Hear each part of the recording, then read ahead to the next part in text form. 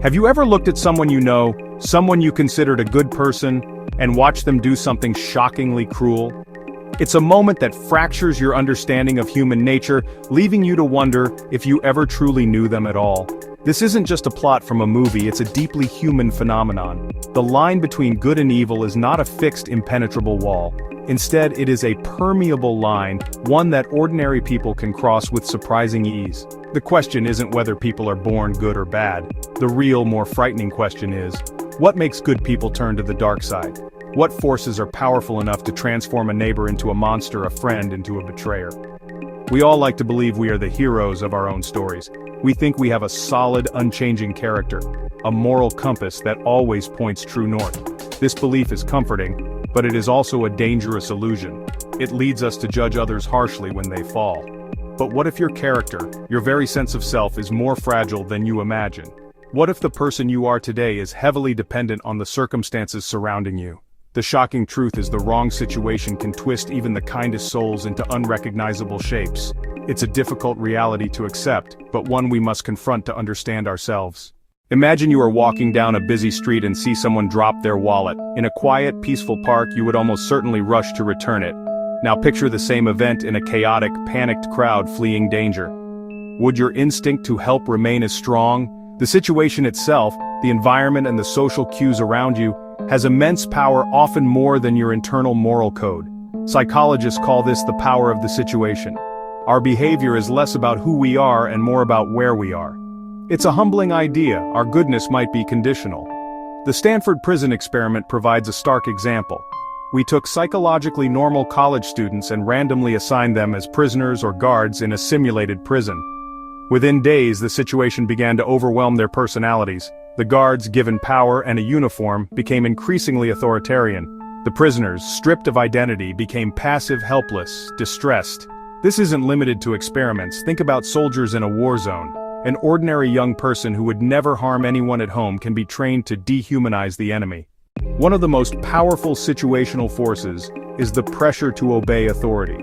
One of the most powerful situational forces is the pressure to obey authority. Most of us are taught from a young age to respect and follow the instructions of those in charge. Parents, teachers, bosses.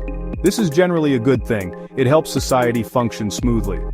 However, this deep-seated instinct to obey can be exploited, leading well-intentioned people to commit terrible acts.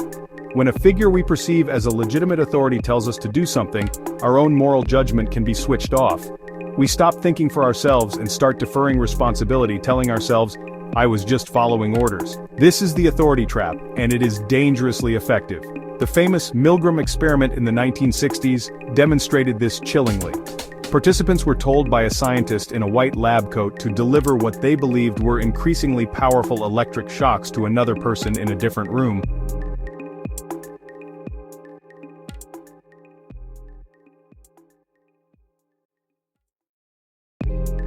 Even as they heard screams of pain and pleas to stop, a shocking majority of participants continued to administer the shocks simply because the authority figure told them to.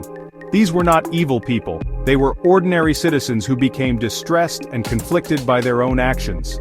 Yet, the pressure to obey the expert was so strong that it overrode their empathy and their conscience.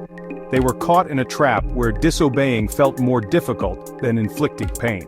This isn't just a relic of a psychology lab. The evidence is clear. Situations can make good people do bad things. Groups can make good people do bad things. Authorities can make good people do bad things. This might sound like a bleak conclusion, suggesting that we are all just puppets controlled by external forces. But that is not the whole story. While these forces are powerful, they are not irresistible. The final, most crucial element in this equation is you. It is your awareness, your ability to stop, your ability to think, and your ability to make a conscious choice. Understanding these psychological pressures is the first step toward immunity. Awareness lets you recognize manipulation and actively resist it. Heroism isn't born from superior character. Heroism often shows up as dissent. When you do wrong, don't bury it in denial or blame others. Take responsibility, understand the forces that led you astray, commit to doing better next time. Self-reflection builds moral strength. For more real truths to navigate life, follow and subscribe to the Starklifetruths YouTube channel.